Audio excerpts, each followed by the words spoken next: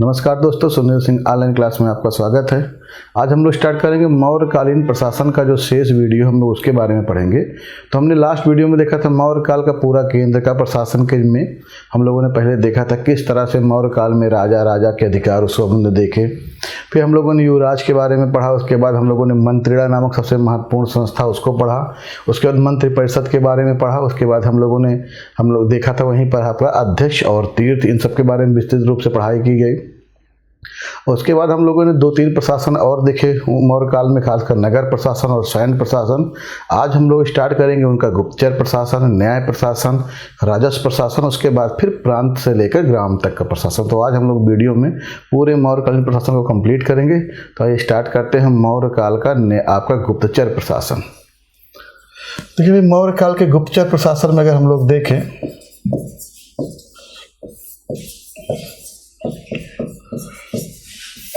तो मौर्य काल के गुप्तचर प्रशासन में सर्वाधिक जानकारी, मतलब सब लोगों ने बोला है लेकिन सर्वाधिक जानकारी मौर्य काल गुप्तचर प्रणाली के बारे में चाणक्य अर्थशास्त्र में मिलती है। यहाँ पर विस्तृत रूप से जानकारी है चाणक्य के अर्थशास्त्र में गुप्तचर प्रणाली के बारे में। चाणक्य ने अपने अर्थशास्त्र में गुप्तचर प्रणाली के बारे में विस्तृत वर्णन किया है। समझिएगा, विस्तृत वर्णन है यहाँ पर गुप्तचर प्रणाली के बारे में।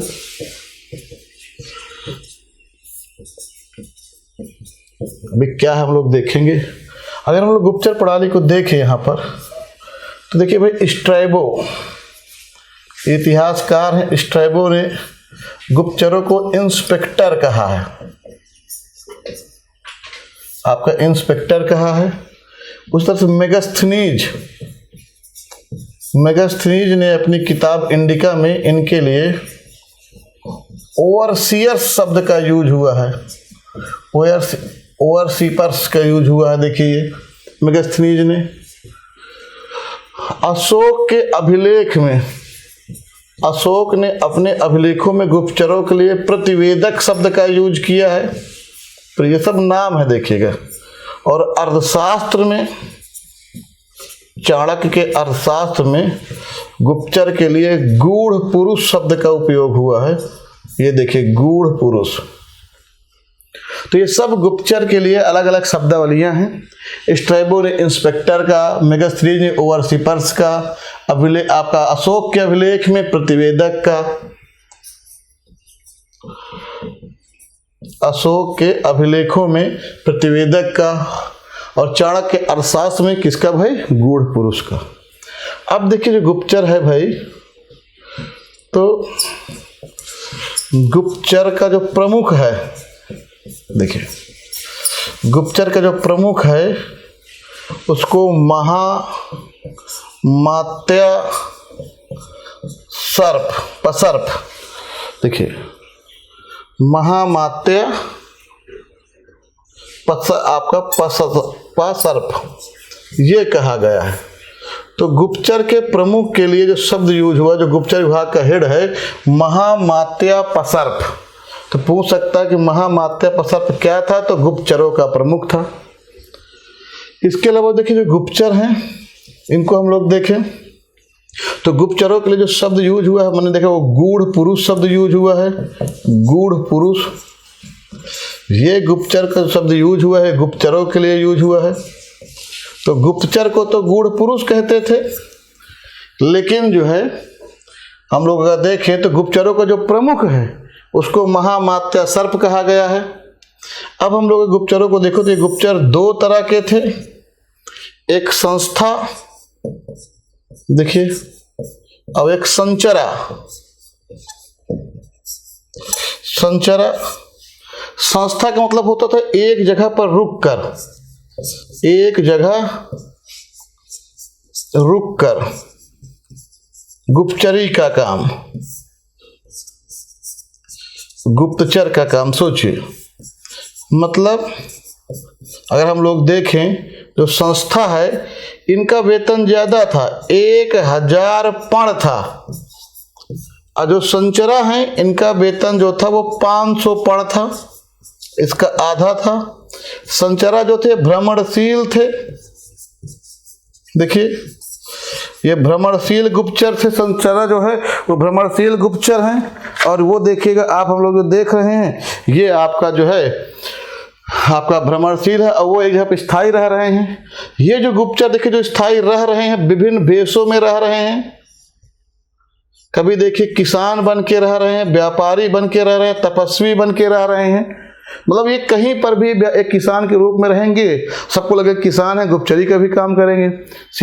व्यापारी के रूप में रहेंगे, वैदेहक के रूप में रहेंगे, कपाष्टिक के रूप में रहेंगे, तापस के रूप में, विभिन्न विभिन्न रूपों में रहते हैं गुप्तचर। जितने भी गुप्तचर हैं भाई देखिएगा, तो जैसे हम लोग देखिए कापाटिक, ये देखिए ये जो कापाटिक है देखिए, उसी तरह वैदेहक, ये सब संस्था गुप्तचरों के प्रकार हैं। कापाटिक है देखिएगा भाई, आपका वैदेहक है, आपका उदास्थित देखिए ये है, तापस, ये देखिए तापस है। तो ये सारे गुप्तचरों के देखिए प्रकार है जो हम लोग देख रहे हैं। वैदेहक, गृहपतिक, ये गृहपतिक, तो ये सब गुप्तचर के प्रकार है जो आप देख रहे हैं हमारे सामने। जो कापाटिक देखिएगा भाई, ये विद्यार्थी के रूप में है, ये विद्यार्थी के रूप में है, यानी कहीं पर ये विद्यार्थी के रूप में पढ़ भी रहे हैं और गुप्तचरी का भी काम कर रहे हैं। लोग लगे विद्यार्थी। वैदेहक व्यापारी के रूप में है, ये देखिए व्यापारी के रूप में। उदास्थिक और तापस देखिएगा, ये देखिए तापस जो है आपका सन्यासी के रूप में देखिए हो जाएगा, और तापस आपका जो रहेंगे तपस्वी के रूप में। उदास्थित जो है वो देखिए सन्यासी के रूप में, सन्यासी के रूप में, और ये तपस्वी के रूप में किसी जंगल में रह रहे हैं। और गृहपति देखिए किसान के रूप में, तो ये किसान के रूप में। तो ये देखिएगा पूरा एक विस्तृत चर्चा कौन करे, सारा जो आप पढ़ रहे हैं ये सब चाणक्य के अर्थशास्त्र में है। ये जो हम लोग देख रहे हैं संस्था, एक जगह पर रह के गुप्तचरी का काम, इनका 1000 पढ़े और इनके प्रकार हो जाएंगे। संचरा को हम लोग अगर देखें तो संचरा में बहुत ज़्यादा कि हमको नहीं, लेकिन यहाँ पर अगर हम लोग संचरा को देखने का प्रयास करें, इसको समझें, तो संचरा में भाई देखिए हम और आगे कर लेते हैं। तो ये गुप्तचरों का देखिए कि बेसिक स्ट्रक्चर जो मैंने आपको भी बताया, जो आप लोगों ने देखा। अब आप लोग देखिएगा संचरा, ये तो संस्था थे, देखिएगा ये इस तरह हम लोग अब संचरा के बारे में देखें। संचरा में पहली बात देखिए कि भ्रमणशील है, भ्रमणशील गुप्तचर के रूप में है। 500 पण मिलता है, बताया गया है आपको। अगर हम लोग संचरा में देखें और इसको समझने का प्रयास करें देखिएगा, तो सूत्री देखिए बहुत, ये देखिए विशेष प्रशिक्षण प्राप्त गुप्तचर था, विशेष प्रशिक्षण प्राप्त, वेल ट्रेनिंग प्राप्त गुप्तचर। तो ये देखिए आगे आपको विशेष प्रशिक्षण प्राप्त गुप्तचर को देखिएगा भाई हम लोग सूत्री कहते थे। रसद, ये क्रूर प्रवृत्ति के गुप्तचर थे, क्रूर प्रवृत्ति के गुप्तचर। अगर किसी की हत्या करनी होती थी तो इन्हीं को भेजा जाता था, किसको, रसद को। ये क्रूर प्रवृत्ति के गुप्तचर थे। तीक्ष्ण देखिएगा, ये शूरवीर गुप्तचर थे, ये शूरवीर गुप्तचर थे। और उसके बाद देखिएगा हम लोग लास्ट में परिवारजिका, परिव्राजिका, ये भिक्षुड़ी के वेश में, भिक्षुड़ी के वेश में महिला गुप्तचर थी। तो ये देखिए कि बहुत सारे जो गुप्तचर जो हम लोग देख रहे हैं, ये सारे गुप्तचर ये सब संचरा गुप्तचर थे, भ्रमणशील रहते थे, जिसमें आपका हत्या के लिए कभी किसी की हत्या करना होता था तो रसद को भेजा जाता था, क्रूर प्रवृत्ति के गुप्तचर होते थे। बाकी विशेष ट्रेनिंग प्राप्त गुप्तचर कौन थे भाई, देखिएगा वो सूत्री थे। तो ये जो हम लोगों ने पूरा जो देखा गुप्तचर प्रणाली के बारे में, सब कुछ जो हम लोग पढ़ रहे हैं चाणक्य अर्थशास्त्र में इसकी जानकारी मिलती है। चाणक्य ने अपने अर्थशास्त्र में गुप्तचर प्रणाली के बारे में विस्तृत रूप से बोला है। यद्यपि गुप्तचर के बारे में 4 लोगों ने और बोला है, लेकिन इन लोगों ने देखिए 4 और वर्णन है, लेकिन अगर इनमें देखा जाए विस्तृत चर्चा कौन करता है, चाणक्य अर्थशास्त्र। पूछा भी जा सकता है कि मौर्यकालीन गुप्तचर प्रणाली पर विस्तृत वर्णन कहाँ पे मिलता है, तो चाणक्य अर्थशास्त्र में। और चाणक्य ने यही सब चीजें, गुप्तचर के हेड को महामात्य, सर्प गुप्तचरों को गूढ़ पुरुष। गुप्तचर 2 तरह के थे, एक संस्था मतलब स्थायी, दूसरा आपका भ्रमणशील। इनका वेतन 1000 पण था संस्था वालों का, इनका 500 पण था। और किस किस भेष में रहते थे वो हम लोगों ने कंप्लीट करके देखा। अब हम लोग इसी में गुप्तचर प्रणाली में ही देखें थोड़ा सा और समझने के लिए। सबसे पहली बात कि गुप्तचर में स्त्री और पुरुष दोनों गुप्तचरी का काम करते थे, दोनों नियुक्त किए जाते थे, दोनों नियुक्त किए जाते थे गुप्तचरी प्रणाली में। अशोक का देखिए गिरनार अभिलेख है, ये है तो रुद्रदामन का, लेकिन इसमें अशोक कालीन भी कुछ जानकारी मिलती है। तो रुद्रदामन देख गिरनार जो अभिलेख है उसमें बात ये कहा गया है कि आपका कि गुप्तचर किसी भी समय, गुप्तचर हर समय सम्राट से मिल सकते हैं।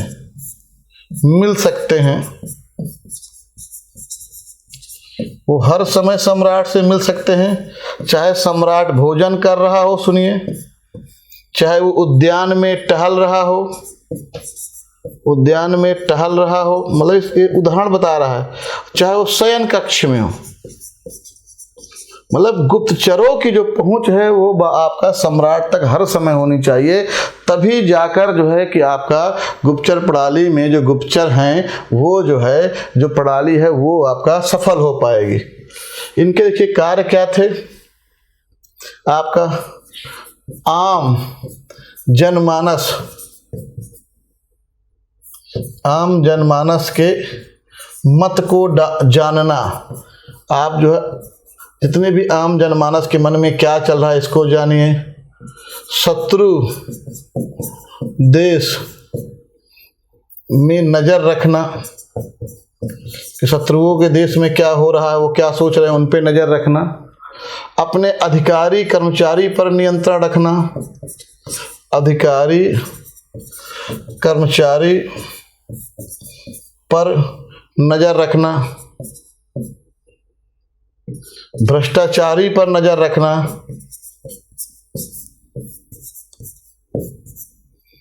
ये सारा गुप्तचरों का देखिए काम था कि भ्रष्टाचारी पर नजर रखना। कल्याणकारी कार्यों का आकलन भी गुप्तचरों के माध्यम से करवाते थे कि जो कल्याणकारी कार्य हम कर रहे हैं वो कितना सफल है, कितना असफल है, उस पर भी ये बात करता था। तो गुप्तचर प्रणाली में ये गुप्तचरों के काम थे। उस समय जो बेसिक काम आज समय भी होते हैं वो सारा उस समय गुप्तचरों के काम थे। बस यही समझना है। इस गुप्तचर प्रणाली पर विस्तृत रूप से किसने चर्चा की है, चाणक्य अर्थशास्त्र में। तो ये गुप्तचर प्रणाली को अगर आप लोग पढ़ेंगे कोई भी सवाल इसके बाहर से अब नहीं रहेगा। उसी तरह हम लोग देखते हैं भाई न्याय प्रशासन। देखिए न्याय प्रशासन, तो न्याय प्रशासन में अगर हम लोग देखें तो सबसे बड़ा न्यायाधीश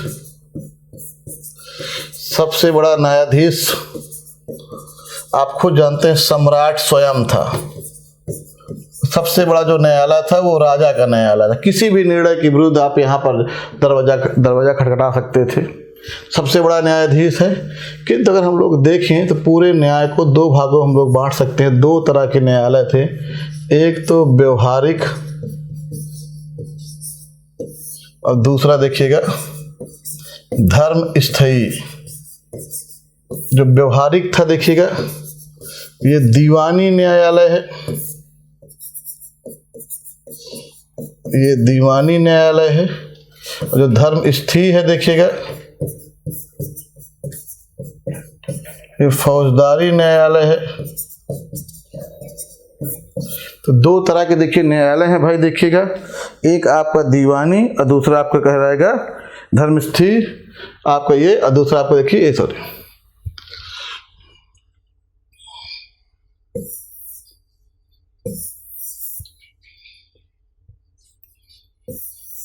दो तरह के न्यायालय हैं सर।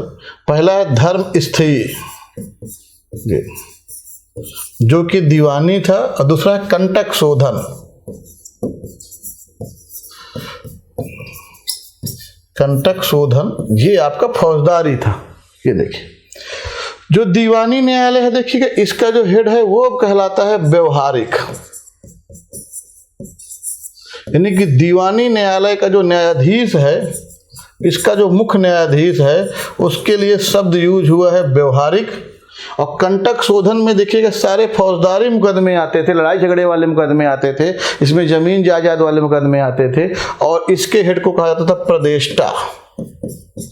तो आज के बाद कोई पूछे तो मौर्य काल में दो तरह के न्यायालय थे, एक दीवानी न्यायालय आज भी चलता है, एक फौजदारी न्यायालय।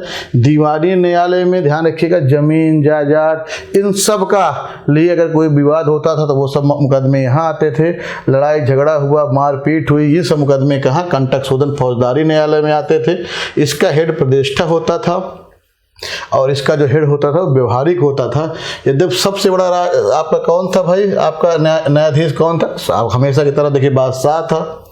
अब देखिए जो न्याय व्यवस्था है, देखिएगा तो जो दंड विधान है,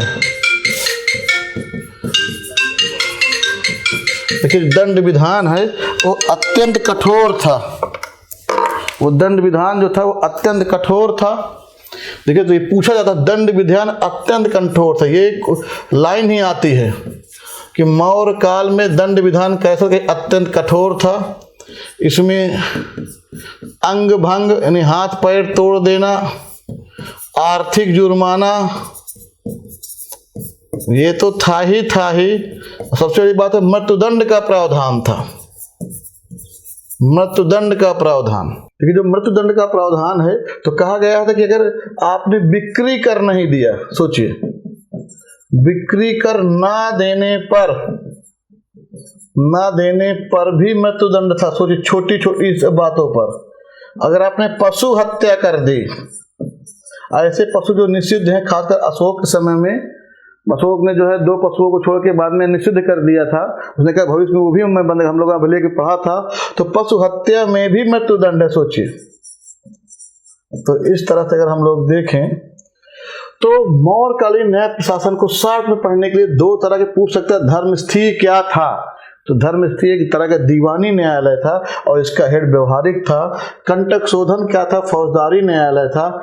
बस एक लाइन हमेशा याद रखें, इस समय में आपका दंड विधान बहुत कठोर थे, अत्यंत कठोर थे। गुप्त काल में थोड़ा सा कठोर नहीं, सरल हो जाएंगे, दोनों में अंतर पूछा जाता है। इस समय में बिक्री कर ना देने पर, पशु की हत्या करने पर भी मृत्युदंड जैसे जो है भयावह दंड का प्रावधान था। आप समझ सकते हैं दंड विधान कितना कठोर रहा होगा, ये हम लोगों ने देखा। इसके बाद हम लोग देखते हैं 2 प्रशासन हमारे कंप्लीट हो गए। कौन कौन भाई, एक गुप्तचर प्रशासन, दूसरा ये। अब राजस्व प्रशासन देखते हैं। देखिए मौर्य काल पहला केंद्रीकृत काल था। पहला केंद्रीकृत शासन का प्रतिनिधि करता है। अगर सोचिए मतलब भारत में पहली बार केंद्रीकृत शासन कि सब कुछ केंद्र के नियंत्रण से हो रहा है, उसका उदाहरण कौन है, मौर्य काल है। इसके पास देखिए मौर्यों के पास अगर हम लोग देखें तो विशाल सेना थी, इनके पास विशाल नौकरशाही थी। अब हम लोगों ने नौकरशाही पूरा खुद देख ले, कितनी बड़ी नौकरशाही है, अध्यक्ष हैं, तीर्थ हैं, बहुत सारे और अधिकारियां हैं। पूरा एक विस्तृत प्रशासनिक ढांचा था आपका, यानी केंद्र से लेकर ग्राम तक विस्तृत प्रशासनिक ढांचा है। यहां तक कि मौर्य काल के जो शासक हैं वो जन कल्याणकारी कार्यों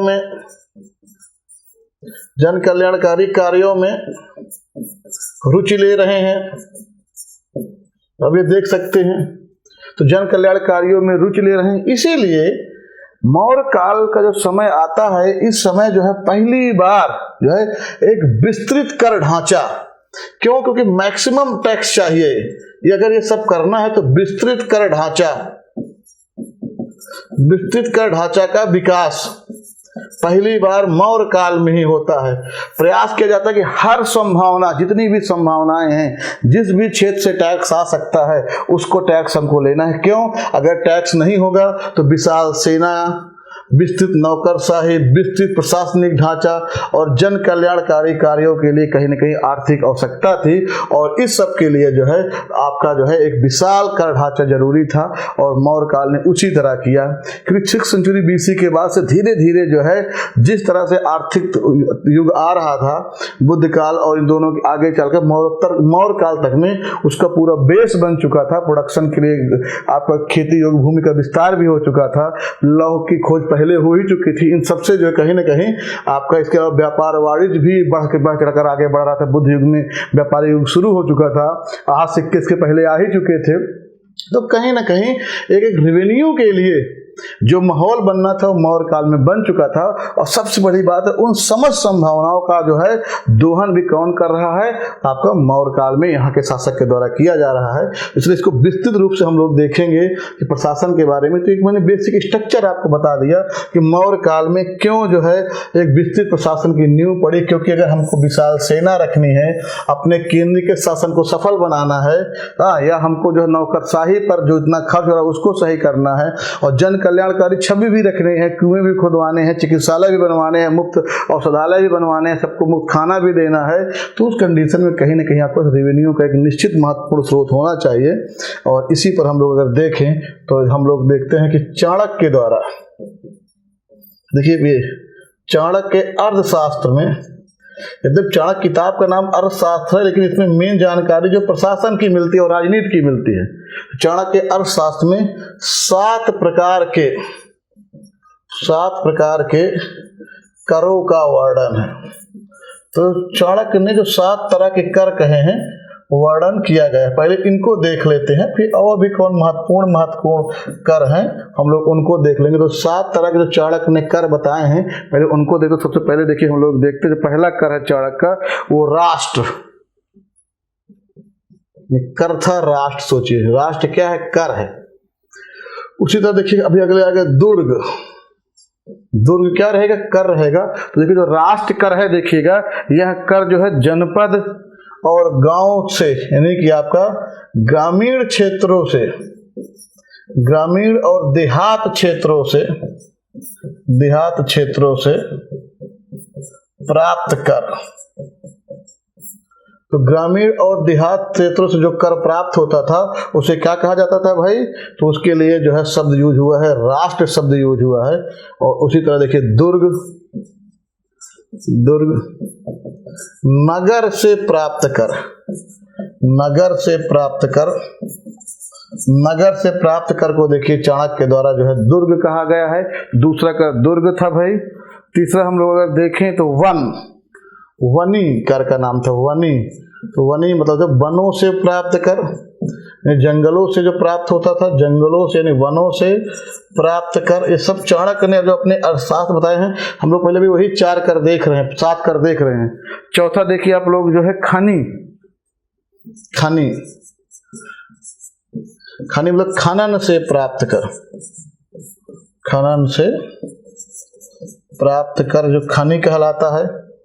तो देखिए 4 कर हमारे हो गए आपका राष्ट्र, दुर्ग, वनी, खनी। इसके बाद व्रज, ये हम लोग देखें तो आपका व्रज जो थे आपका चारागाह भूमि से प्राप्त कर है। जो व्रज है पशुओं से प्राप्त कर है, ये पशुओं से प्राप्त कर है, ये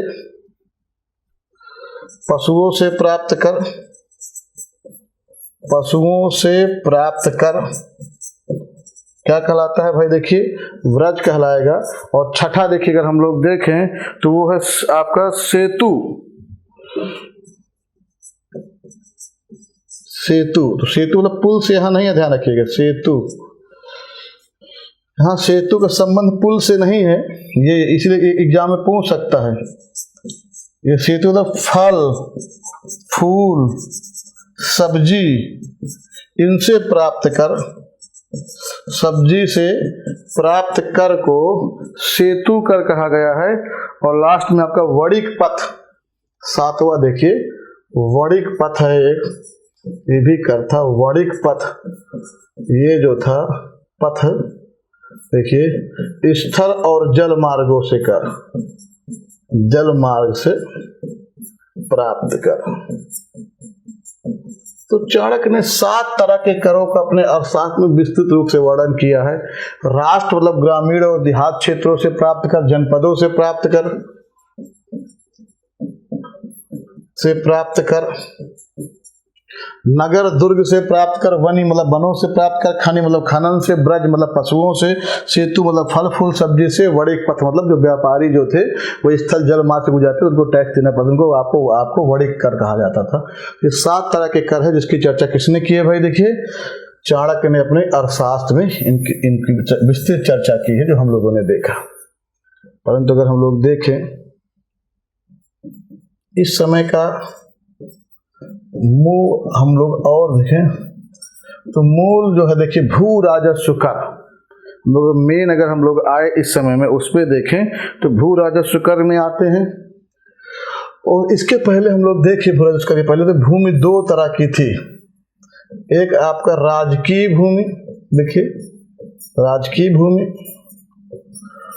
अब दूसरा आपका निजी भूमि, निजी भूमि। राजकीय भूमि को हम लोग सीता भूमि कहते थे, देखिए सीता भूमि होती थी, और इसके कर को सीता कर कहा जाता था। ये भू राजस्व कर का ही एक प्रकार था, सीता कर, जो कि राजकीय भूमि से वसूला जाता था। यह राज की भूमि होती थी। अगर कोई व्यक्ति अपना बैल अपना बैल हल बीज देकर इस खेत को बोएगा तो आधा वो लेगा, आधा राज लेगा। अगर सब कुछ राज देंगे तो पूरा का पूरा राज पैसा लेगा, बस उसको जीवन यापन के लिए दिया जाएगा। खासकर दासों के द्वारा जो है, बड़े पैमाने पर दासों को एग्रीकल्चर में लगाने का मौर्यों ने शुरू किया था।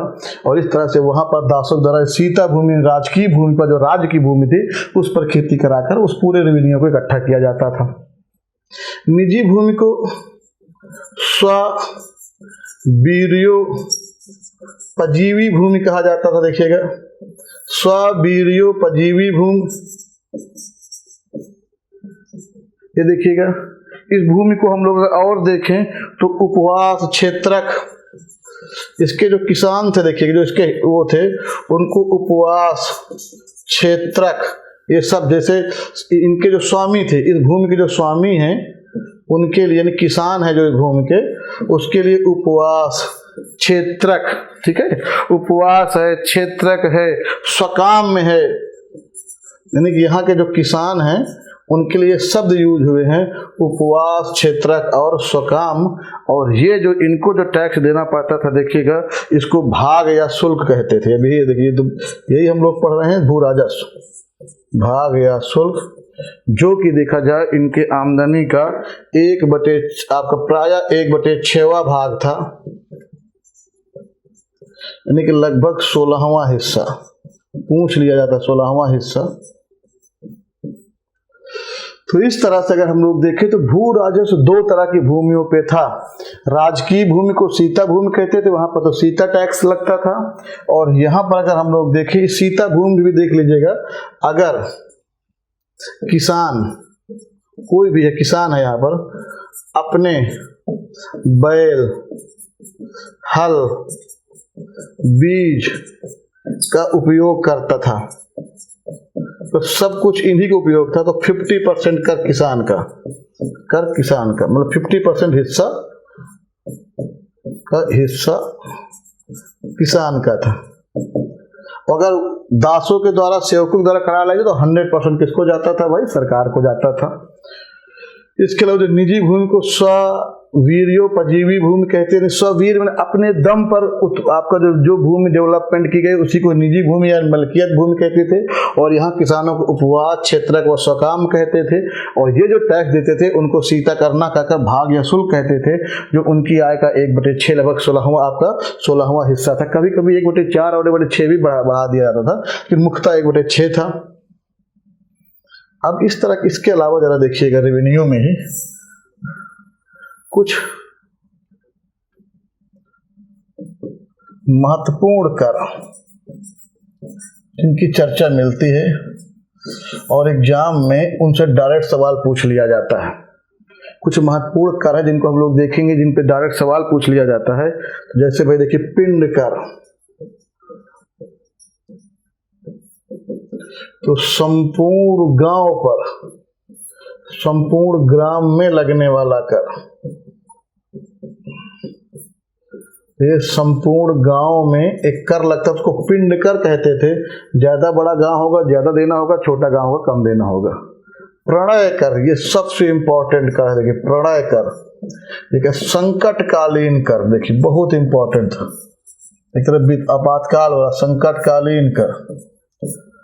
ये प्रणय कर जो था आपका ये संकटकालीन कर था। और ये जो है 1/3 से 1/4 तक लग सकता था। सोचिए, मतलब अगर देखा जाए कि अगर आपके 1/3 से लेकर 1/4 से लेकर 1/3 तक आपका पैसा प्रणय कर संकट काल के समय में राज आपसे ले सकता था। कोई संकट अगर आ जाए उस समय प्रणय कर लगता था। भाई देखिए ये भी हमको जानना इंपॉर्टेंट कर है। ये सर हिरण्य कर, देखिए ये हिरण्य कर, ये नगद कर है। पूछ सकते हैं नगद में जो कर देते उसको हिरण्य कर कहा जाता था, ये हो जाएगा। विविता कर, विविता कर, ये देखिएगा ये राजकीय चारागाह पर कर है, ये चारागाह कर है। देखिएगा चारागाह कर को विविता कर कहा जाता था। उसी तरह अगर हम लोग देखें तरदेय कर, तरदेय कर ये नदी को पार करने पर, नदी को पार करने पर कर, करने पर कर। तो ये सब तरदेय कर है। जब एक नदी को दूसरी नदी को पार करेंगे देखिए तो उस वहां पर एक टैक्स लगता है, एक चुंगी बनी होती है बाहर, उसको तरदेय कर कहा जाएगा। तो सारा कर जो हम लोग देख रहे हैं, जो कुछ आपको इंपॉर्टेंट कर है उनको पढ़ ले रहे हैं। विष्टि मोस्ट इंपॉर्टेंट, विष्टि बेगार होती थी, बिना पैसे के जबरदस्ती बेगार कराने को विष्टि कहा जाता था। ये भी मौर्य काल में बहुत फेमस था, इसको हम लोग देखेंगे भाई। इसके अलावा अगर हम लोग देखें एक वर्तनी कर था, वर्तनी ये सड़क कर था, केवल सड़कों पर लगने वाला कर को वर्तनी कर कहते थे। इसी तरह भाई देखिए चोर रज्जू कर, चोर रज्जू कर देखिएगा ये जो कर होता था ये चौकीदारी कर या पुलिस कर के रूप में होता था। चौकीदारी कर या पुलिस कर, ये सब कुछ कर है, इनको आप लोग नोट डाउन कर लीजिए। कभी एग्जाम में इंडिविजुअल भी पूछ सकता है। चोर रज्जू कर क्या था? एक तरह से पुलिस कर, चौकीदारी कर था। उद्रंग कर, उद्रंग या उदक भाग, उदक भाग कर, ये कर सिंचाई कर था। खूब इंपॉर्टेंट, खूब पूछा जाता है। देखिएगा ये सिंचाई कर था, उसको हम लोग उद्रंग या उदक भाग कर कहेंगे। इसको भी हम लोग देख ले रहे हैं। उसी तरह से हम लोग देखें श्वेत बंधु कर, वो परहीनक कर, परहीनक ये राजकीय चारागाह पर ध्यान लिखिएगा। राजकीय चारागाह पर टैक्स था।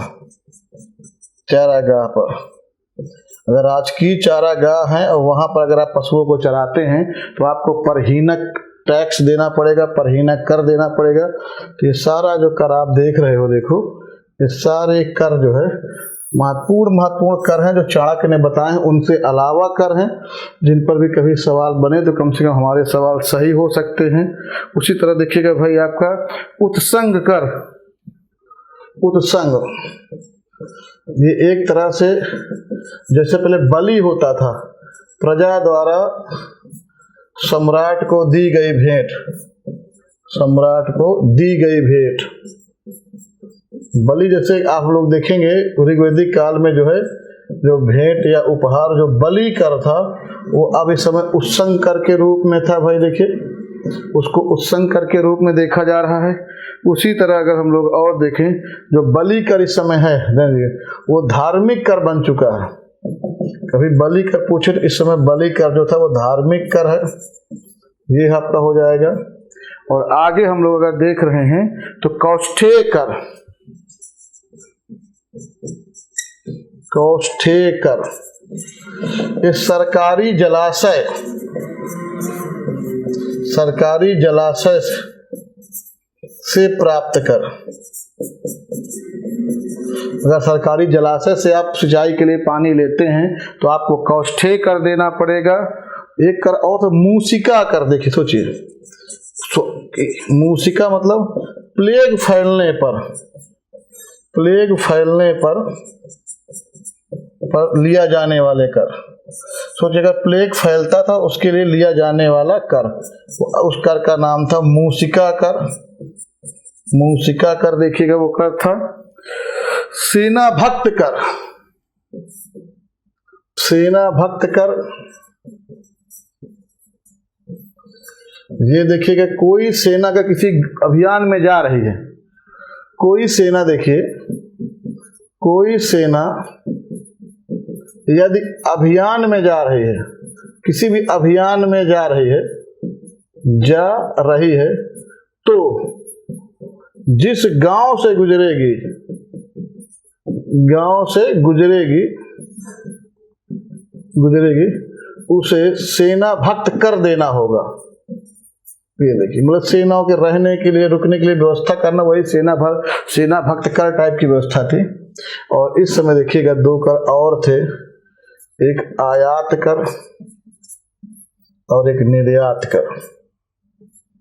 देखिए एक आयात कर एक निर्यात कर को तो निष्क्राम कर कहा गया है और इसकी दर की कोई निर्धारित नहीं थी।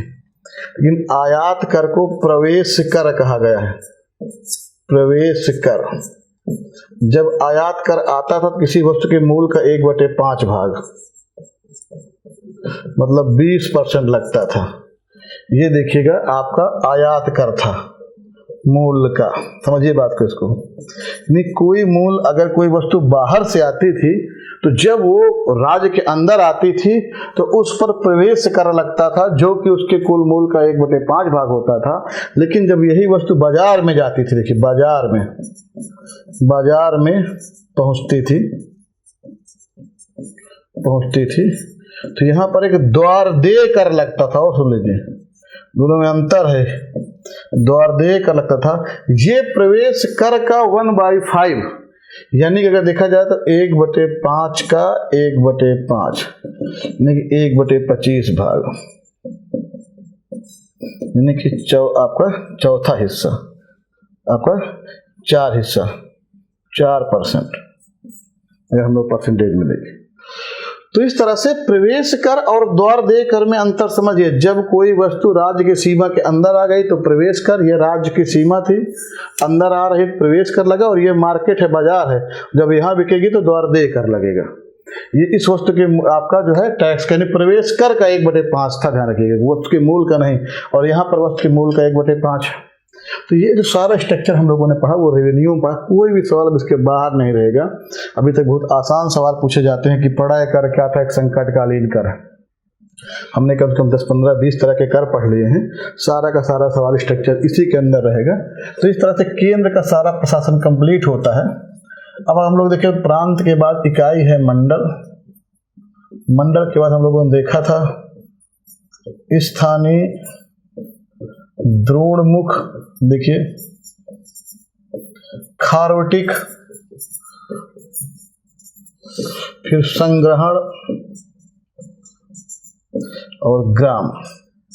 ये केंद्र के बाद ये प्रशासनिक इकाई है। देखिए हम लोग एक एक क्वेश्चन देखते हैं तो इसमें अगर हम लोग देखें तो कुल जो प्रांत हैं इसके प्रमुख को देखिएगा। प्रांत के प्रमुख को प्रांतपति कहते हैं। इसको प्रांतपति कहते हैं या इसको कुमार कहते हैं, इसी को आर्यपुत्र भी कहते हैं और इसी के लिए राष्ट्रिक शब्द का भी यूज हुआ है। देखिएगा राष्ट्रिक आपका, तो ये सब इन्हीं के लिए यूज हुआ है आपका, किनके लिए कह सकते हैं, प्रांत के प्रमुखों के लिए। जब प्रांत का जो प्रमुख था देखिएगा वो या तो प्रांतपति होता था या तो कुमार होता था या उनके लिए आर्यपुत्र शब्द का प्रयोग किया जाता था। ये हमेशा देखिए राज प्रांत का जो प्रमुख होता था यह पद देखिए, यह पद राज परिवार के सदस्य बहुत ही विश्वसनीय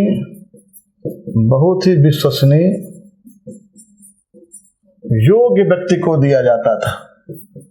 अगर राज परिवार का व्यक्ति नहीं है तो फिर बहुत ही विश्वसनीय और योग्य व्यक्ति को यह पद दिया जाता था, ध्यान रखिएगा। और नियम ये था, ध्यान रखिएगा, अशोक ने बना दिया था कि खासकर उज्जैन देखिए, तक्षशिला और आपका तोसली यानी कि कलिंग वाला क्षेत्र में केवल कुमार नियुक्त किए जाएंगे, यानी कि राज परिवार के व्यक्ति ही कुमार नियुक्त किए जाएंगे। देखिएगा यहाँ केवल कुमार नियुक्त किए जाएंगे, देखो मैप में देखते हैं, नियुक्त किए जाएंगे। और ये प्रत्येक 3 वर्ष में, ध्यान रखिए लाइन, प्रत्येक 3 वर्ष में प्रदेश का दौरा करेंगे। इसको अनुसंधान कहा गया था, दौरा को प्रदेश का दौरा करेंगे, मतलब प्रदेश में हमेशा रहेंगे, वहां पर दौरा कर 3 वर्ष में जरूर रहेंगे। सम्राट स्वयं देखिएगा, सम्राट स्वयं इन तीनों प्रदेशों का आकस्मिक निरीक्षण करता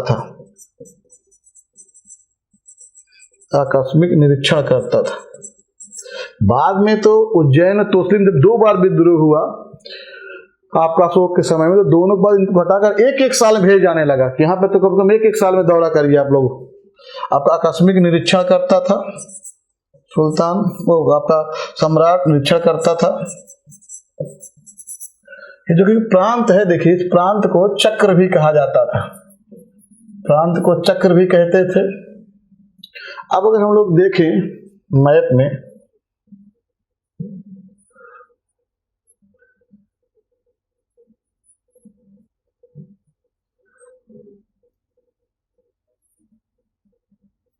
देखिए तो हम लोग देखें तो मौर्य काल में कुल जो है 5 प्रमुख प्रांत थे, 5 प्रमुख प्रांत थे मौर्य काल में। पहला तो अगर हम लोग देख रहे हैं, ये देखिए, ये इसको उत्तरापथ कहा जाएगा। ये देखिए, ये तीसरा ये एक प्रांत था, चौथा ये एक प्रांत था, 5वां ये था। ये देखिए जो प्रांत है 1 नंबर, 2 नंबर, 3 नंबर, 4 नंबर और 5 नंबर, ये पहले प्रांत थे। अभी अर्ध स्वायत्त प्रांत रहेगा। जो 1 नंबर पर देखिएगा है, इसको हम लोग उत्तरापथ प्रांत कहते हैं। तो हम लोग यहाँ लिखते हैं प्रांत और इधर लिखते हैं राजधानी, यही एग्जाम में आने वाला है। तो उत्तरापथ, इसकी जो राजधानी थी देखिएगा वो तक्षशिला में थी, तो इसकी राजधानी जो थी उत्तरापथ प्रांत की राजधानी वो तक्षशिला थी। खूब एग्जाम में मिलने के लिए आएगा। फिर दूसरा नंबर देखिए, इसको हम लोग कहेंगे प्राची या पूर्वी प्रदेश, ये देखिए इसकी राजधानी है पाटलिपुत्र, तो इसकी पाटलिपुत्र रहेगी नंबर 1 और नंबर 2। नंबर 3 देखते हैं, देखिए ये है अवंती और इसकी राजधानी उज्जैनी थी, नंबर 4 ये अशोक ने इसको मिलाया था कलिंग को, तोसली, देखिएगा ये आपका कलिंग वाला प्रांत है और इसकी राजधानी जो थी वो धौली थी और आपका जौगढ़ थी। अभी देखेंगे ये उत्तरी कलिंग की राजधानी आपका ये है, और दक्षिणी कलिंग की राजधानी जो थी वो जौगढ़ थी। और पांचवा देखिएगा भाई, पांचवा आपका दक्षिणापथ था, दक्षिणापथ, और इसकी राजधानी भी देखेंगे यहाँ पर तो सुवर्णगिरी थी, सुवर्णगिरी। मोस्ट इंपॉर्टेंट बनाकर इसको बॉक्स के अंदर रखिए, ये आपके एग्जाम में सवाल आने वाला है। 5 मौर्य काल के समय में 5 प्रांत हैं। उत्तरापथ की राजधानी तक्षशिला, पूर्वी प्रदेश से प्राची की राजधानी आपका पाटलिपुत्र, अवंती की उज्जैनी, तोसल की धौली, जौगढ़ दोनों हैं, या कलिंग लिख की इधर तोसल लिख देगा, समझ लीजिए वो एक ही है। दक्षिणापथ की सुवर्णगिरी, ये 5 राजधानियां हैं। तो 5 इनके जो प्रदेश थे देखिएगा, जो हम लोगों ने देखा, देखिएगा प्रदेशों को प्रांत कहते थे। इनका प्रमुख प्रांत पति कुमार आर्यपुत्र या राष्ट्रीय कहलाता था, या पदराज परिवार, सब ये हम लोगों ने देख लिया। तो इनमें अगर हम लोग और देखें, ये है आपका, तो 5 देखिए प्रांत हो गए। कुछ आपका अर्ध स्वायत्त प्रांत की भी चर्चा है, अर्ध स्वायत्त प्रांत। अर्ध स्वायत्त प्रांत में देखिएगा, एक तो भाई देखिएगा आपका खुद गिरनार का इलाका है, ये देखिए गिरनार, ये इसका हेड सौराष्ट्र वाला इलाका है। दूसरा उसके बाद कंबोज, भोज, पितनिक और आटविक, ये भी ऐसे प्रांत है जिनको अर्ध स्वायत्त प्रांत कहा गया है। खासकर गिरनार वाला इस अर्ध स्वायत्त प्रांत बहुत ही प्रमुख प्रांत था, क्योंकि यहीं पर सौराष्ट्र में देखिएगा, यहीं पर एक झील बनी थी, हम लोगों को पढ़ा था सुदर्शन झील। तो यहाँ पर 2 व्यक्तियों को देखिएगा, एक तो चंद्रगुप्त मौर्य, चंद्रगुप्त मौर्य के समय में यहाँ एक व्यक्ति है, इसका नाम है पुष्यगुप्त वैश्य, पुष्यगुप्त वैश्य। मैंने कहा था ना, प्रायः या तो राज परिवार को या तो बहुत विश्वसनीय लोगों को। देखिए पुष्यगुप्त वैश्य था, ये स्थानीय व्यक्ति था, इसको मिला था आपका गिरनार सौराष्ट्र वाले प्रांत का यही हेड बनाया गया था चंद्रगुप्त मौर्य के समय में। और अशोक के समय में सोचिएगा, यहाँ पर था यवन राज, यवन राज तुषास्प, सोच सकते हैं, एक यवन था जिसको पद मिला था तुषास्प। यद्यपि उसका ये नाम तुषास्प ईरानी है, लेकिन वो यवन का था। तो इस तरह अगर हम लोग देखें तो कहीं ना कहीं ये दर्शाता है कि महत्वपूर्ण व्यक्ति, का योग्य व्यक्ति, विश्वसनीय व्यक्ति हो तो कहीं ना कहीं आपको महत्वपूर्ण पद की जिम्मेदारी दी जा सकती है। उसके उदाहरण हमको गिरनार में मिलते हैं। इसी पुष्यगुप्त वैश्य के द्वारा यहाँ पर एक झील बनवाई गई थी, उसका नाम है सुदर्शन झील, और इस पर हम लोगों ने डिटेल में पढ़ा था। कब? जब हम लोगों ने पढ़ा था आपका रुद्रदामन का गिरनार अभिलेख। तो गिरनार वो कहीं ना कहीं यहीं से भी जुड़ा रहेगा, जो मगोत्तर काल में रहेगा। तो ये पूरा प्रांत का प्रशासन है। प्रांत स्वायत्त प्रांत और अर्ध स्वायत्त प्रांत में बटे थे। ये सब स्वायत्त प्रांत थे, जो 5 थे। प्रांतों को चक्र कहते थे, मैंने सब प्रांत के बारे में बता दिया। इसी पर स्ट्रक्चर पे बार बार सवाल आता है इन सब पे। या तो फिर अशोक के समय में सौराष्ट्र का हेड कौन था, यवन राज तुषास्प पूछ सकता है, और चंद्रगुप्त के समय में कौन था आपका पुष्यगुप्त वैश्य। यही दोनों नाम पूछ सकते हैं। ठीक, अब हम लोग देखें आगे इसमें। अब इसके बाद हम लोग देखते हैं मंडल। तो मंडल का जो प्रमुख था देखिएगा, उसको हम लोग प्रदेष्टा कहते हैं या प्रादेशिक। ये देखिए, और ये जो था वो समाहर्ता के अधीन था, समाहर्ता के अधीन। समझिए, समाहर्ता जो है वो कर विभाग का सबसे प्रमुख अधिकारी था, यही बजट बनाता था। तो ये जो आपका मंडल का जो प्रमुख है, मंडल को एक कमिश्नरी भी कहा जाता है, जिसको आज हम लोग देखते हैं कमिश्नरी व्यवस्था। तो ये देखिए कमिश्नरी, और इसका प्रमुख प्रदेष्टा होता था। और कुछ मंडल की जानकारी हुई है तो हम लोग वो देख सकते, एग्जाम में पूछ सकता है। कुछ मंडल है जिनकी चर्चा हमको मिलती है, हम वो देखेंगे। हम लोग इधर प्रांत लिखेंगे और प्रांत के समय में वो मंडल कौन सा था ये देखेंगे। जैसे हम लोग देखें तोसली, तोसली प्रांत के समय में एक मंडल की चर्चा आती है, समापा मंडल। पूछ सकता है कि समापा मंडल कहाँ था? तोसली कलिंग वाले क्षेत्रों में। उसी तरह से अगर हम लोग देखें मंडल में ही ये पाटलिपुत्र है, इसके अंतर्गत एक मंडल था उसका नाम था कौशाम्बी मंडल। इसका मतलब कौशाम्बी जो मंडल था वो पूर्वी प्रदेश का हिस्सा था। देखिए मिलाने के लिए आ सकता है, ये पूर्वी प्रदेश इसमें लिख सकते हैं, पूर्वी प्रदेश। उसी तरह से देखिएगा ये जो सुवर्णगिरी है यानी कि दक्षिणापथ सुवर्णगिरी, इसके अंदर में एक इसला मंडल था, इसला, ये दक्षिणापथ। तो कभी भी आपसे ये सवाल पूछ सकता है इसला मंडल कहाँ था? तो दक्षिणापथ यानी सुवर्णगिरी में। कौशाम्बी मंडल कहाँ था? तो पूर्वी प्रदेश यानी पाटलिपुत्र में। उसी बार पूछ ले आपका तो समापा मंडल कहाँ था? तोसल में। तो ये 3 मंडल की चर्चा किताबों में मिले हैं और ये मोस्ट इंपॉर्टेंट है।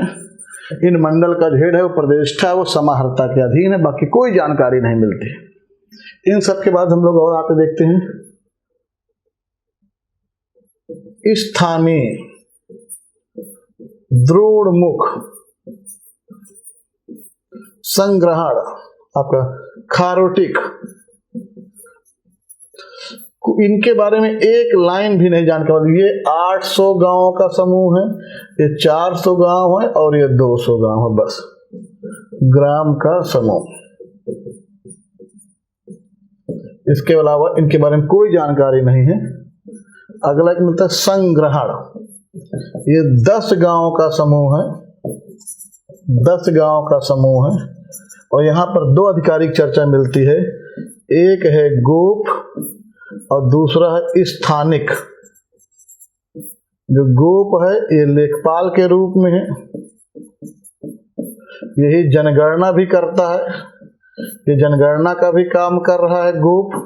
तो गोप एक तरह से गांव का लेखपाल है, वो जनगणना काम करता है, और स्थानीय जो है वो कर वसूलने वाला है, कर वसूलने वाला। तो ये भी देखिएगा, ये आपका संग्रहण नामक जो इकाई है वहां पर गोप और स्थानिक नामक 2 आपका कर्मचारियों के प्रशासन की जानकारी मिलती है। इसमें जो गोप है वो लेखपाल है और आपका जनगणना काम करता है, जो स्थानिक है वो कर वसूलने काम करता है। और सबसे लास्ट देखो भाई ग्राम, ये देखिए मेन इकाई ये है। गांव का जो प्रमुख है देखिएगा इसको ग्रामणी कहते हैं और इसके मदद के लिए गांव में एक ग्राम वृद्धा परिषद है। इस तरह देखा जाए इस पे गांव के जो बुजुर्ग व्यक्ति हैं वो इसके मेंबर हैं, वो इसको सलाह देते हैं, लेकिन हेड कौन है? ग्रामणी है। ये पूरा मौर्य काल का आपका गांव में बुजुर्ग व्यक्तियों का समूह। तो ये देखिए आज के बाद कोई पूछे, ये पूरा मौर्य का एक देखिए स्ट्रक्चर है, प्रशासन का स्ट्रक्चर है। इसमें मेन सेंटर पे खूब सवाल बनते हैं, कुछ प्रांत पे बनते हैं, कभी कभी मंडल पे बन जाते हैं, बाकी उसके बाद संग्रहण पे बनेंगे। गोप और स्थानिक कहाँ पे? संग्रहण लेवल पे हैं। अब मौर्य के प्रशासन का कोई भी सवाल इसके बाहर का नहीं रहेगा, आप कोई भी सवाल कहीं भी हल करिए, सब इसी के अंतर्गत रहेगा। तो आज से मौर्य प्रशासन हमारा कंप्लीट होता है। तो वीडियो नंबर 34 और 35 है वो यहीं पे कंप्लीट हो जाएंगे। धन्यवाद।